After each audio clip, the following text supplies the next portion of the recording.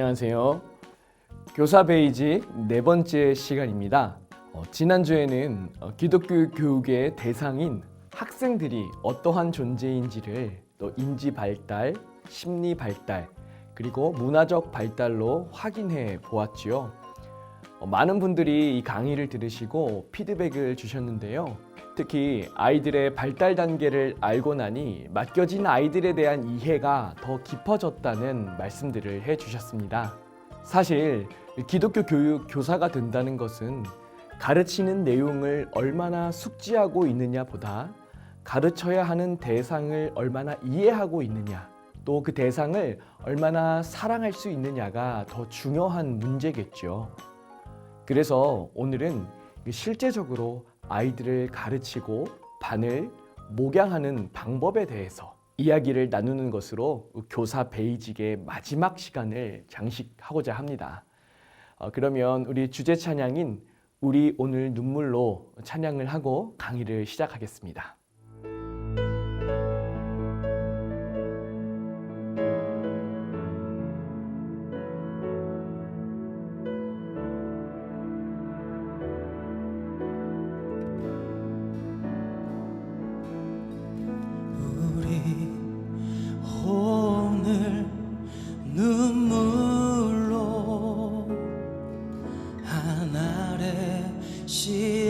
심는다.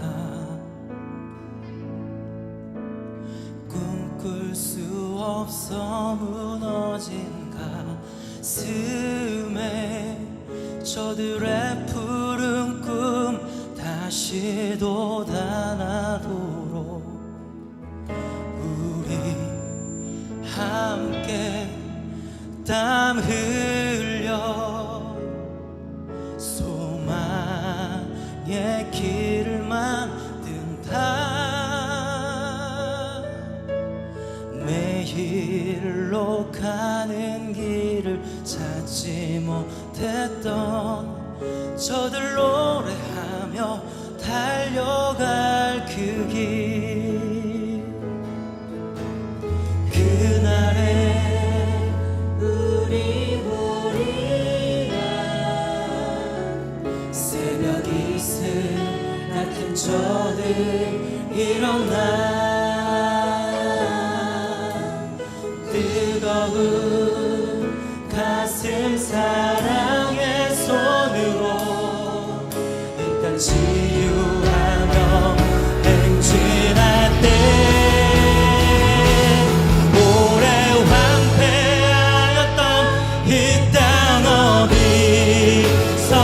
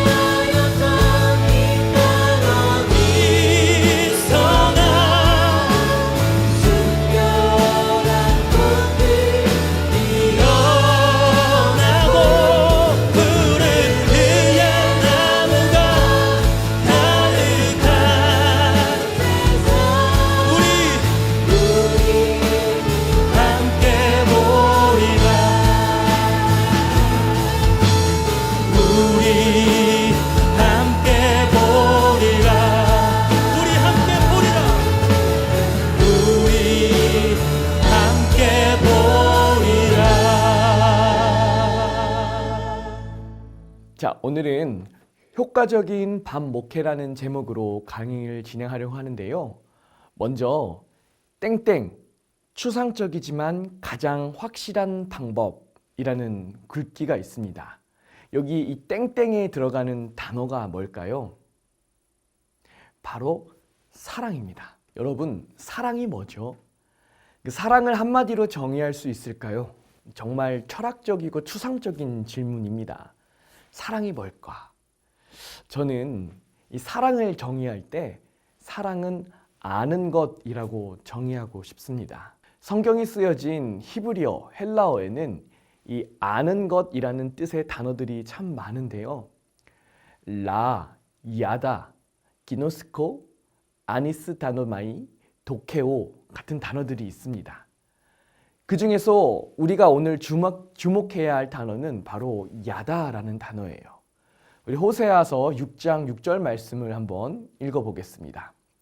나는 인애를 원하고 제사를 원하지 아니하며 번제보다 하나님을 아는 것을 원하노라. 아멘.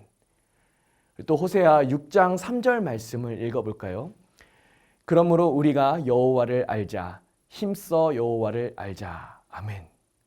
이 호세아 6장에 나오는 이 아는 것을 나타내는 단어 야다라는 단어가 있습니다.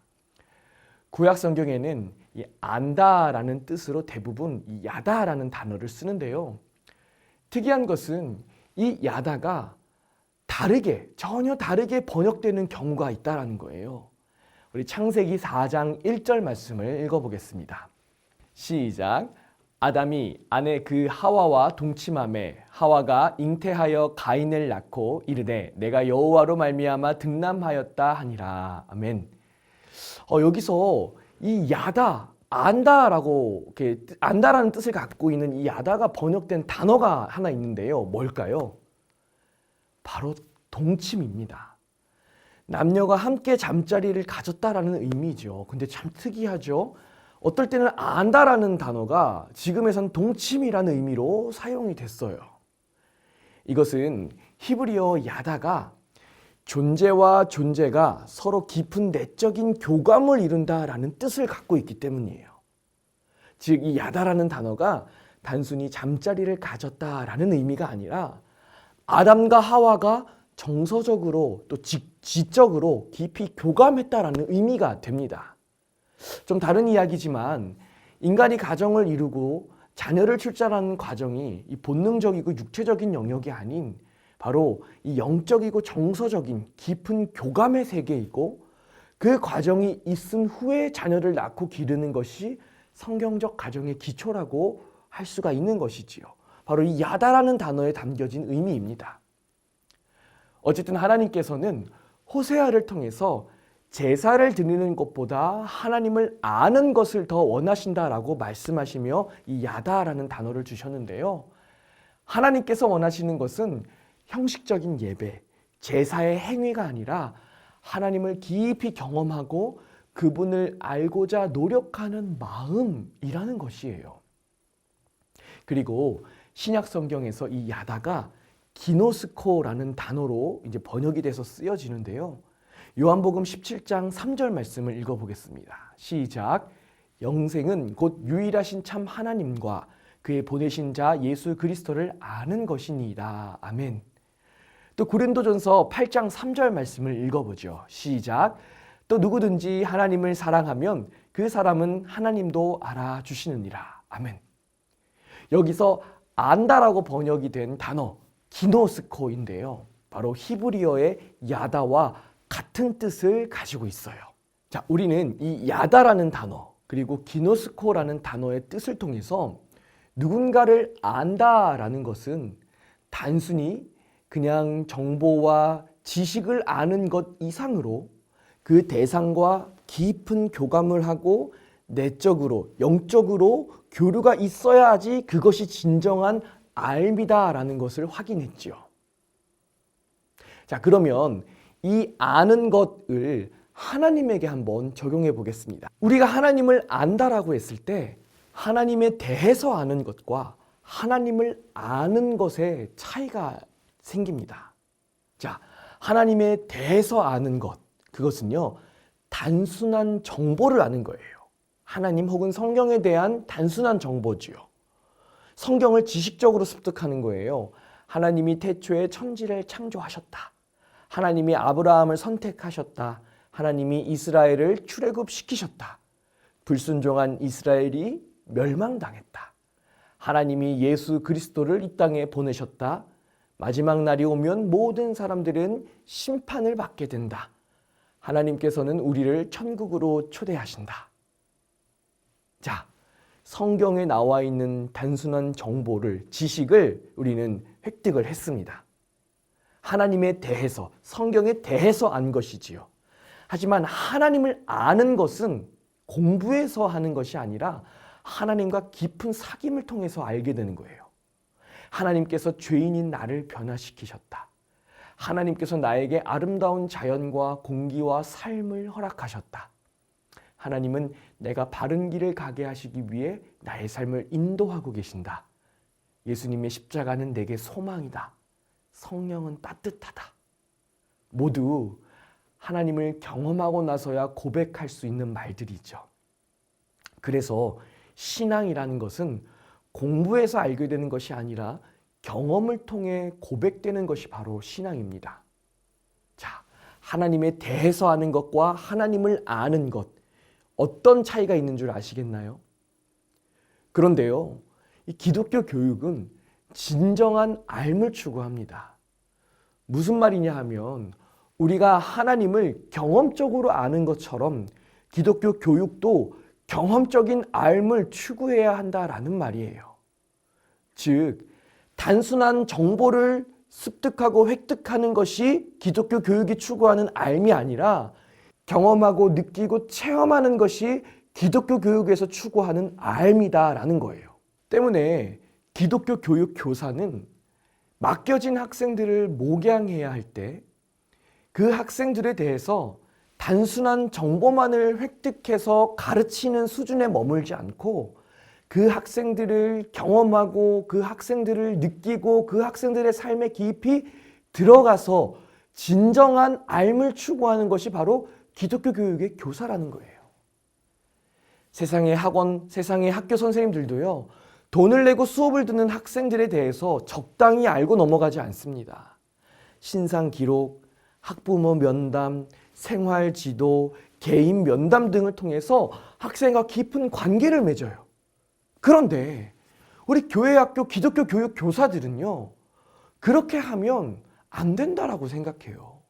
그렇게 하면 무례한 거라고 생각해요. 하지만 그렇지 않습니다. 오히려 교회 학교 교사, 기독교 교육 교사가 세상의 교사보다 더 깊은 관계를 맺고 정보를 알고 또 그들과 함께 호흡해야 된다는 거예요.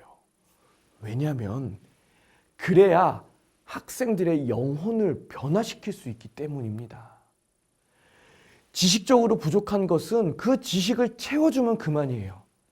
하지만 인성과 영혼 그리고 삶의 변화를 도모하는 기독교 교육은요, 깊은 내면의 교류가 필수입니다. 교회 학교는 타가부가 아니에요.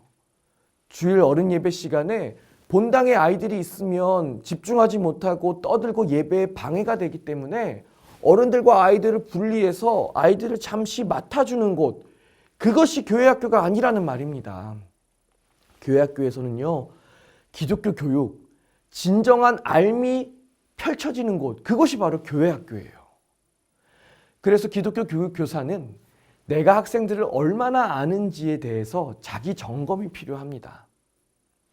여기 보이는 표건요, 제가 만든 점검표인데요. 제가 우리 피드백 링크에도 올려드릴 테니까 한번 체크해 보시고 점수를 기입해 주시기 바랍니다. 지금 나는 내가 맡고 있는 아이들, 학생들을 얼마나 알고 있느냐. 김춘수 시인은 꽃이라는 시를 지었습니다. 내가 그의 이름을 불러주기 전에 그는 다만 하나의 몸짓에 지나지 않았다. 내가 그의 이름을 불러주었을 때 그는 나에게로 와서 꽃이 되었다. 이 시에서 꽃이 되었다라는 것은요, 의미 있는 존재가 되었다라는 뜻이거든요. 학생들은 이름에 민감합니다. 선생님, 내 이름을 알고 있어요? 이 질문이 교회를 오고 싶은가 오기 싫은가를 좌우하기도 해요. 제가 전도사 시절에 학교 앞 전도를 나가서 전도지를 이렇게 나눠주고 있었는데 한 학생이 제 얼굴을 보고 알아보고는 반가워서 제게 달려와서 인사를 하는 거예요. 근데 제가 순간 이름이 생각나지 않아서 안녕, 잘 지내? 라고 대답만 했습니다. 그랬더니 이 친구가 전도사님, 근데 저 요즘 교회에 못 나갔어요 라고 말하는 거예요. 그래서 제가 그랬구나, 무슨 일이 있었어? 라고 대답을 했죠. 그랬더니 대번 이 친구가 저한테 근데 전도사님 제 이름 잘 모르시죠? 라고 물어보는 거예요. 그래서 제가 너무 당황을 해갖고 미안 하고 대답할 수밖에 없었습니다. 그 친구의 이름이 김진희였거든요. 근데 그때 이후로 제가 아이들의 이름을 외우는 게 정말 중요하구나. 내가 이 아이를 위해서 한 번이라도 더 기도했다면 그 순간 까먹지 않았을 텐데 하는 후회가 몰려왔습니다. 우리 교사들은요, 주일에 예배당에 들어오는 아이들에게 주보를 나눠주거나 반갑게 이렇게 인사를 하면서 이름을 불러주어야 해요. 우리 아이들은 선생님을 통해서 하나님을 만나는데 선생님들이 내 이름을 모른다라는 건요, 하나님도 내 이름을 모를 수 있다라는 여지를 주는 거예요. 많은 선생님들이 우리 아이들이 이렇게 예배당에 들어오면 이렇게 인사하죠. What's up? 영어로 What's up이 아니라 왔어. 예. 여러분 이름을 불러주셔야 돼요. 요한아 왔어. 진이야 왔어. 예. 우리 꿈담 연구소에서 만든 이 교사 수첩에 보면요, 아이들의 신상을 적고 상담 내용을 적고 생일을 어떻게 챙겼는지 적는 부분들이 있어요. 이런 것들을 적극적으로 활용을 해서요, 아이들의 이름을 먼저 외우셔야 됩니다. 제가 그런 일들이 있고 나서 아이들의 이름을 외워야겠다는 생각에 제 나름대로 아이들의 사진 수첩을 만들었어요. 그리고 그 밑에다가 아이들이 어떠한 기도 제목이 있는지, 어떠한 상황에 있는지를 적어놓고 매일매일 그걸 보면서 기도하는 습관을 길렀던 적이 있습니다. 여러분 꼭 명심하세요. 이름을 외우는 것이 아이들을 가르치는 기독교 교육의 첫 시작입니다. 어버이날 부모님께 편지 쓰기를 하는데 한 아이가 편지 쓰는 것을 망설이고 있었어요. 그래서 제가 물었어요. 왜 편지 쓰는데 잘 못 써? 그러니까 부모님이 자신을 사랑하는지 잘 몰라서 어버이날 감사 편지를 잘 못 쓰겠다라고 대답을 하는 거예요. 그래서 제가 이유를 물어봤죠. 진짜? 왜 부모님 분명 널 사랑할 텐데? 하니까 이 친구가 부모님은 매일 학원 다니라고 얘기만 하고 다른 친구와 성적을 비교하고 맨날 잔소리만 한다고. 정작 자기를 사랑한다라고 표현을 한 번도 해본 적이 없다. 이렇게 얘기를 하는 거예요. 그런데 여러분, 세상에 어떤 부모가 사랑하지도 않는 자식을 집에다 모셔놓고 밥도 먹이고 또 돈도 들여서 공부도 시키겠습니까? 이런 건 모두가 다 사랑의 표현이잖아요. 그런데 이 어린 자녀들은요, 직접 표현하지 않으면 잘 몰라요. 그래서 우리 부모님들은 자녀들에게 사랑한다, 좀 닭살 돋지만 표현을 해주셔야 됩니다. 우리 교사들도 마찬가지예요. 학생들이 교회에 오는 게 당연한 게 아닙니다. 일주일 동안 열심히 살다가 무사히 교회에 오면요, 우리 교사들은 학생들에게 사랑을 표현해 줘야 돼요. 요한아 왔어. 기다렸어. 와줘서 고마워. 보니까 너무 좋다. 이런 표현들이 필요한 거죠. 어떤 아이들은 교회 학교 교사들이 돈을 받고 일하는 줄 알아요. 그래서 저는 가끔 노골적으로 우리 교사들이 생색낼 필요도 있다라고 생각합니다. 제가 그 전도사 사역을 할 때는요, 이 스승의 주일날을 성대하게 치렀는데요. 그 스승의 주일날 우리 선생님들 앞에 꼭 이렇게 아이들 앞에 세워놓고는 꼭 그 얘기를 했어요. 우리 선생님들, 너네들 이거 돈 받고 일하는 거 아니다? 너희들 위해서 다 휴가도 반납하고 주일에 너네들 사랑하려고 희생하고 있는 거야. 이 얘기를 꼭 해줬어요. 그랬더니 아이들이 우리 선생님들을 대하는 태도가 달라지더라고요. 미국의 유명한 전도자 무디 선생님의 이야기가 있어요. 이 무디 선생님은 부흥사로도 유명하신데, 이 무디 선생님이 어린이들을 사랑하고 전도하는 일에 아주 열정이 있었다고 합니다. 이 무디 선생님은 초등학교를 겨우 졸업한 분이셨지만 이 다음 세대를 향한 열정이 너무 강렬했고, 담임 목사님이 이 무디 선생님을 보고는 교회 학교 교사로 세웠었다라고 해요. 하루는 주일 아침에 이 동네 아이들이 모여서 왁자지껄 떠들면서 어딘가로 향해 걸어가고 있었습니다. 근데 그 모습을 본 한 동네 교회 목사님이 아이들에게 질문을 했어요. 얘들아, 주일인데 어디 가니? 네, 교회 예배 드리러 가요. 그러자 교회 그 동네 교회 목사님이 말하죠. 아니, 여기 우리 동네에도 교회가 있잖아. 여기 와서 예배 드리자. 그랬더니 이 애들이 대답해요. 아니요, 우리는 우리를 기다리고 계시는 무디 선생님에게로 갈 거예요. 아이들은요, 무디 선생님의 진심 어린 사랑과 관심을 기다렸고, 멀리 떨어진 교회를요, 걸어서 아이들이 같이 모여서 그렇게 다녔던 일화가 있어요. 여러분도 무디와 같은 선생님이 될 수 있습니다. 아이들에게 사랑을 표현하고 관심을 표현하고 아이들을 세심하게 배려하고 생각하면요, 아이들은 그 마음에 감동하게 되어 있습니다. 때문에 교사는 아이들에게 감동을 줄 방법을 고민해야 합니다. 감동 없는 사랑 표현은 상상할 수가 없지요. 여러분, 연애해 보셨죠? 연애를 할 때 하는 모든 행동의 밑바탕에는 이 감동이라는 리액션이 있지요. 그래서 상대방이 원하는 것이 무엇이고 상대방이 감동하고 감격하는 것이 무엇인지를 잘 캐치해야만 연애에 성공합니다.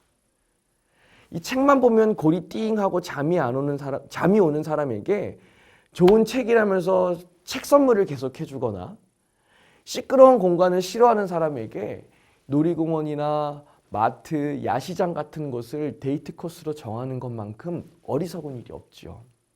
이런 건요, 사랑 표현이 서툰 겁니다. 아이들도 마찬가지예요. 제가 한 번은 생일을 맞은 4학년짜리 친구에게 손편지와 스티커를 선물해 준 적이 있습니다. 아주 예쁜 스티커였어요. 그리고 나서 선물을 아이에게 줬죠. 아이가 너무 기뻐했습니다. 그리고 시간이 흘러서 선물을 준 사실도 잊고 지냈었는데, 어느 날 그 아이의 어머니를 만나게 되었어요. 어머님이 말씀을 하시는데, 전도사님, 우리 아이가 전도사님께 받은 스티커를 보물처럼 여겨요. 제가 한 번은 무심코 쓰레기통에 그 스티커를 버렸는데 아주 쓰레기통을 뒤지고 울고 불고 난리를 하는 게 아니겠어요? 이렇게 얘기를 해주시는 거예요. 그래서 제가 물었죠. 어머니, 근데 제가 편지도 썼었는데 편지는 보셨어요? 그랬더니요. 편지요? 편지는 없고 스티커만 가지고 있던데요? 라고 대답해 주시는 거예요. 제가 심한 악필이라 이 4학년 여자아이에게 이 편지가 별로 감동이 안 됐나 봐요. 근데 이 알록달록한 예쁜 스티커들은 이 4학년 여자아이를 감동시켰던 거죠. 여러분, 여러분들이 맡으신 아이들을 감동시킬 방법을 고민하셔야 됩니다. 아이들의 성향, 아이들의 취향이 다양하기 때문에 그것을 세심하게 고려한다는 것이 쉽지는 않지만, 그것이 학생을 진정으로 사랑하기 위한 방법이라면 우리는 기꺼이 그것을 고민해야 하는 것이죠. 그렇다고 이 선물이 능사는 아닙니다. 사실 선물에 마음이 담기긴 했지만 선물만큼 효과가 오래 못 가는 것도 없어요. 근데 선물보다 더 중요한 게 있습니다. 바로 평소에 몸에 배어있는 교사의 태도예요. 지금부터는 이 실 상황에서 써먹을 수 있는 학생들과의 소통 방법을 알려드리도록 하겠습니다. 먼저 리액션의 기술이에요. 우리 교사들은 학생들의 입을 열어 생각을 말하게 하고 반응하게 해야 하죠. 그러기 위해서 이 교사가 가져가야 할 스킬 중에 하나가 바로 비언어적인 암시입니다. 비언어적인 암시는 쉽게 말하면 경청의 자세예요. 경청. 우리 듣는 연습을 하는 거죠. 가장 먼저는 이 눈맞춤이 필요합니다. 눈을 보지 않으면 상대방의 생각과 마음을 끄집어낼 수가 없어요. 조금 부끄럽더라도 학생들의 눈을 응시해 주셔야 됩니다. 그리고 나서는 학생들에게 공감하고 있다라는 얼굴 표정을 지어주셔야 돼요. 고개를 끄덕이거나 미간을 한 번씩 살짝 찌푸리면서 집중하고 있다라는 제스처. 그리고 내가 너의 이야기를 듣고 있다라는 몸의 자세들을 보여주시는 거죠. 몸을 편안한 자세로 상대방을 향해 이렇게 기울이는 거예요. 보통 어른들은요, 테이블에서 팔짱 끼고 뒤로 몸을 기댄 채 상대방의 말을 듣습니다. 근데 이런 태도는 상대방으로 하여금 말을 더 하고 싶지 않게 만들어요. 심지어 다리의 방향도 중요한데요.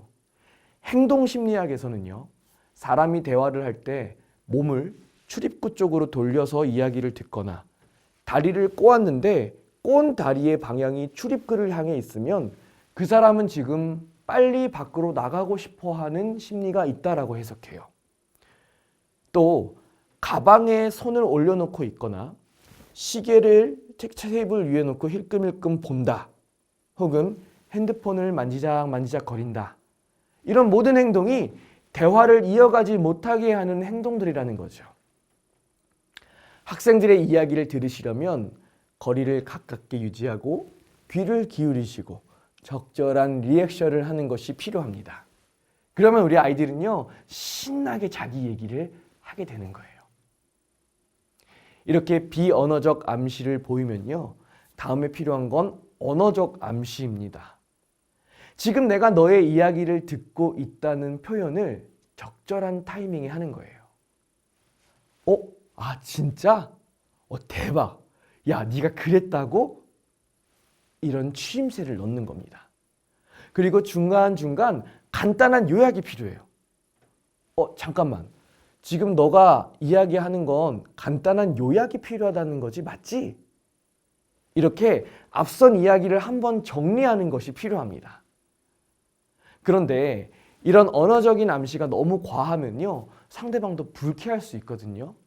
그래서 적절한 침묵과 잠깐의 생각하는 시간들도 필요해요. 진짜 잠깐만. 내가 그 이야기를 조금만 생각해 볼게. 오케이. 이해됐어. 계속 얘기해봐. 이런 식인 거죠. 좀 다른 이야기인데요.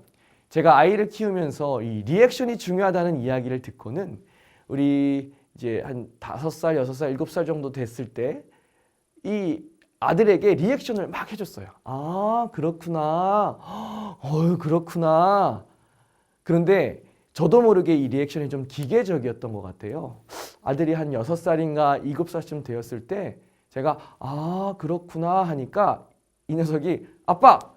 이제부터는 그렇구나 금지 하는 거예요. 그래서 제가 왜? 그러니까 아빠는 그렇구나 하면 지금 다른 생각하고 있다는 뜻이야. 이렇게 얘기하는 거예요. 그래서 제가 깜짝 놀랐어요.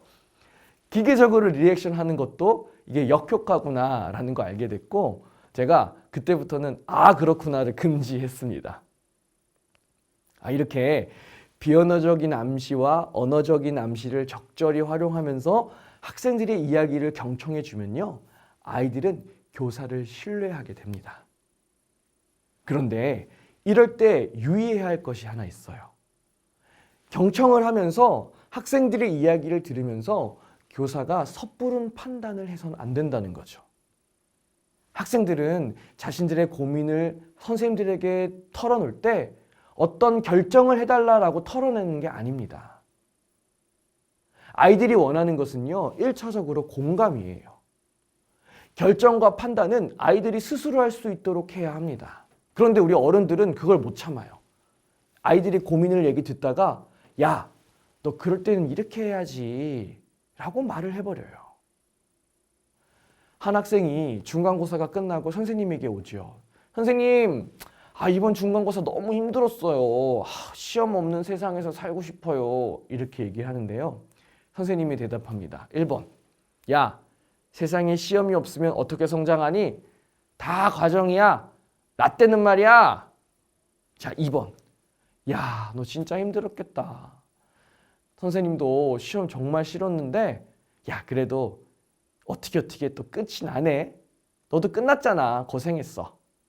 여러분 뭘까요? 2번이죠.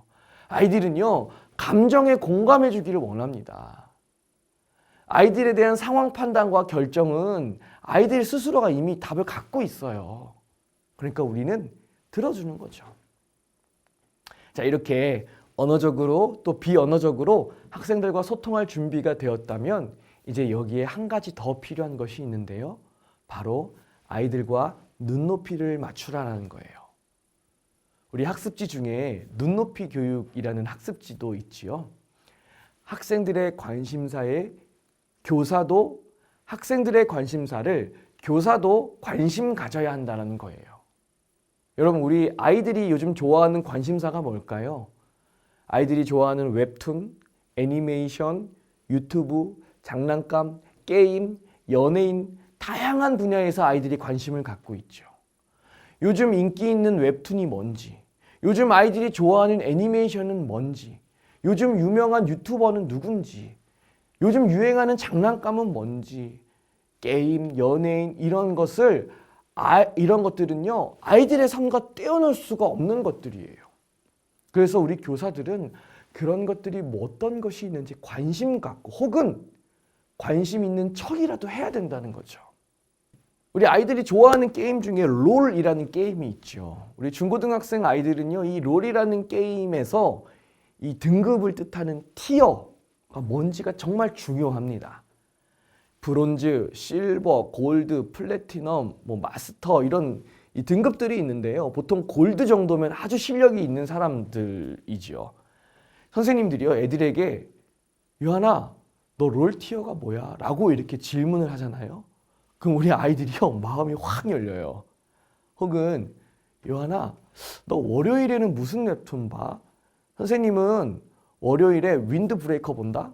이러면요, 애들이 선생님도 웹툰 보세요? 이러면서 막 대화의 물꼬가 터지는 거예요.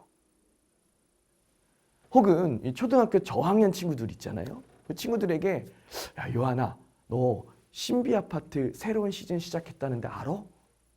혹은 야, 요한아, 너 포켓몬 빵 뭐 먹어봤어? 선생님 있잖아 하면서 이런 포켓몬 빵 얘기하면요, 이야, 선생님들 진짜 아이들에게 온갖 관심과 사랑을 받을 겁니다. 혹시 미취학 교사로 봉사하신다면요, 아이들의 관심도 관심이지만 부모님들의 관심사를 알 필요가 있죠. 영화부 교사로 일을 하실 때 요즘 인기가 좋은 유모차나 외건 같은 게 뭔지, 육아 필수템 어떤 것이 있는지 이런 것들에 대한 관심이 좀 필요해요. 그리고 부모님들에게 자연스럽게 얘기를 하는 거죠. 아, 요즘 육아템 중에 이게 핫하다는데 혹시 아세요? 예, 이렇게 공감대를 형성해 나가는 겁니다. 그리고 아이들과 소통하기 위한 마지막 팁은요, 바로 시간과 공간을 공유하라는 거예요. 교회 학교 봉사를 하다 보면 우리 수련회나 성경학교를 다녀오게 되죠. 우리 코로나 이전에는요, 항상 숙박을 하는 수련회를 다녀왔잖아요. 애들과의 관계, 하루 숙박을 하고 나면 완전히 풀려요. 그런데 유독 아이들과 관계가 좋은 교사들은요, 수련회 성경학교뿐만 아니라 아이들을 집으로 초대해서 떡볶이를 먹인다든지, 아이들과 주말에 등산을 다녀온다든지, 각자 아이들과 시간을 함께 하려는 노력들을 많이 하는 걸 보게 되어요. 그래서 제가 초등부 사역을 할 때 이 겨울 성경학교를 준비할 때 한 번은 이렇게 한번 해보자. 그때 우리 초등 6부에 100명의 아이들이 있었는데 이 100명의 아이들이 10명씩 한 반을 이루었거든요. 그래서 1월 달부터 1월 첫째 주 토요일, 금토부터 매주 1박 2일로 한 반씩 성경학교를 했어요. 아이들 10명을 데리고 대부도에 있는 펜션에 가가지고요, 밤에 놀고 고기 꺼 먹고 기도회 하고, 그렇게 아이들이랑 1박 2일 저와 아이들 그리고 담임 선생님이 함께 갔다 오니까요, 진짜 둘도 없는 베스트 프렌드가 되는 거예요. 그렇게 1년 동안 너무나도 친밀하게 보낼 수 있게 되었어요. 또 토요일에는 남자애들과 PC방 가고 여자애들과 디스코팡 같은 데를 갔죠. 스티커 사진도 찍고요. 지금 그 애들이 대학생이 되었는데요, 아직도 연락을 주고받고 있습니다. 여러분도 여러분 나름대로 아이들과 소통할 수 있는 방법들을 찾으시고요. 사실 거창하고 화려한 거 필요 없어요. 그냥 아이들의 시간 속에, 아이들의 관심 속에 한번 들어갔다가 나오시면요, 아이들은 선생님들을 신뢰하기 마련인 겁니다.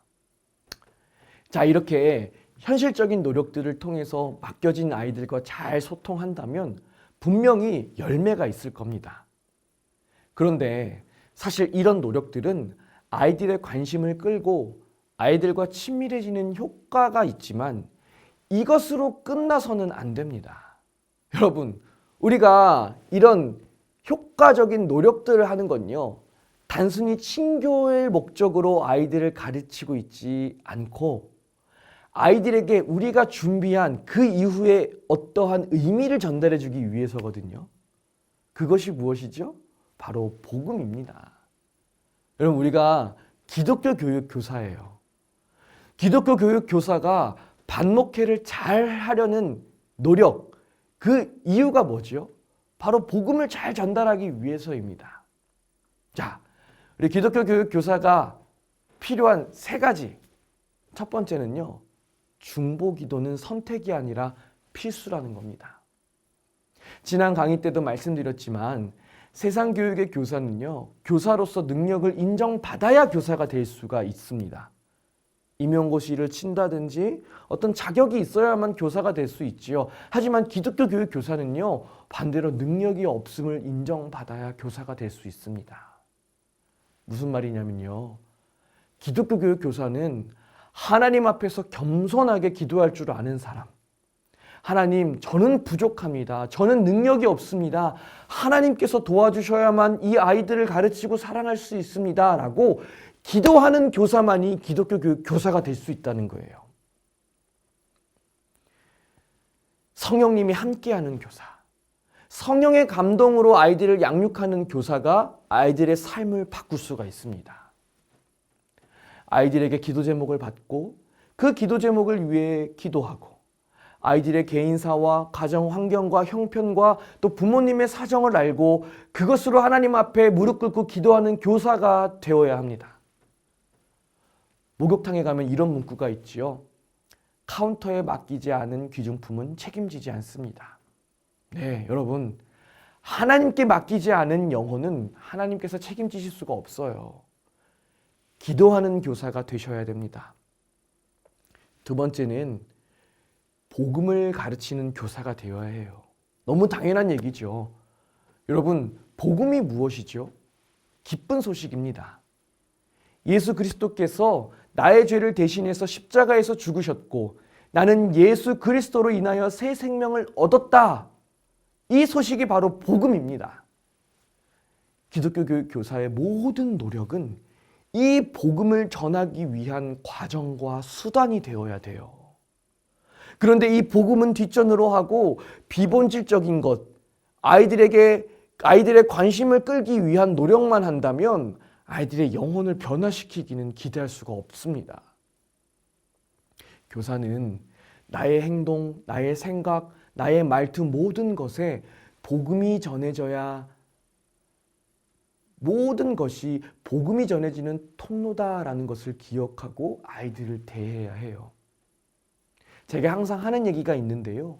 재미와 의미가 있다.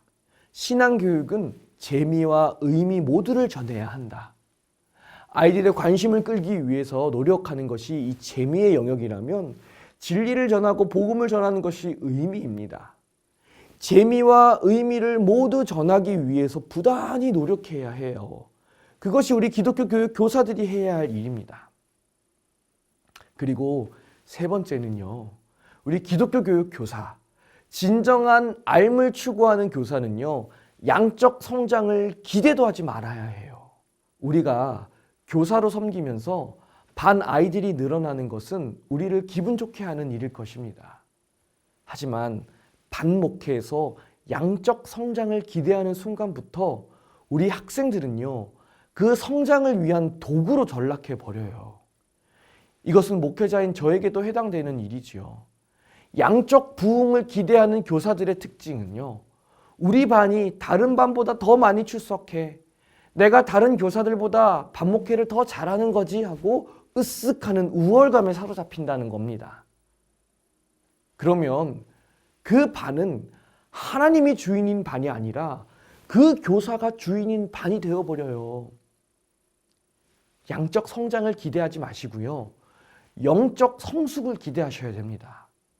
여러분, 우리가 기독교 교육 교사로 섬기면서 여러분에게 신앙교육을 받는 한 아이가 하나님 나라를 위해서 귀하게 쓰임 받는다면 그 아이로 인해서 수천 명, 수만 명의 사람들이 변화되는 놀라운 일들이 일어날 거예요. 그래서 교사들은 반 혹은 부서의 아이들이 몇 명 나왔는지에 관심 갖지 않고 반대로 안 나온 아이들 몇 명이 어떤 이유로 안 나왔는지를 관심 가지셔야 돼요. 몇 명이 나왔는지 중요한 게 아니라 아이들이 어떠한 사정으로 안 나왔는지, 혹시 무슨 일이 있는지 거기에 더 관심 가져야 된다는 거죠. 주일에 100명의 아이들 중에 90명의 아이들이 출석을 했어요. 그러면 90명의 아이들로 인해서 기뻐하는 게 아니라 10명 결석한 아이들 관심 갖고 전화하고, 적어도 주일 저녁 아니면 수요일까지는 꼭 전화를 해서 혹시 무슨 일이 있었니? 선생님이 걱정했어. 너가 보이지 않아서. 이렇게 관심을 가져야 된다는 거예요. 자, 오늘 효과적인 반목회에 대한 실제적인 내용들을 나누었는데요. 어떤 분들은 각자 자신만의 노하우를 가지고 아이들을 가르치실 겁니다. 제가 말씀드린 내용들은 교사를 처음 시작하는 분들, 혹은 오랫동안 교사로 봉사하셨지만 이 효과적으로 반목회를 하는 방법을 잘 모르고 또 딜레마에 빠진 분들에게 조금이나마 도움이 되었으면 하는 마음에서 말씀드렸던 것입니다. 그리고 아마 제가 말씀드렸던 부분들 중에 몇 가지를 잘 실천하신다면 분명 반목회에서 좋은 열매들을 거두게 되실 겁니다. 이제 교사 베이직 4주차 강의를 마치겠습니다. 지난 4주 동안 교사 베이직을 수강하시느라 고생이 많으셨습니다. 이 4강에 대한 피드백을 모두 제출해 주신 분들은 우리 꿈꾸는 다음 세대 신입교사 교육 수료증과 수료 선물인 교사 52일 기도 이 책을 선물로 드리도록 하겠습니다.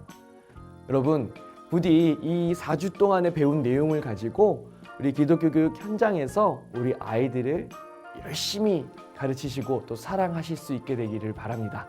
여러분 수고 많으셨습니다. 정말 감사합니다.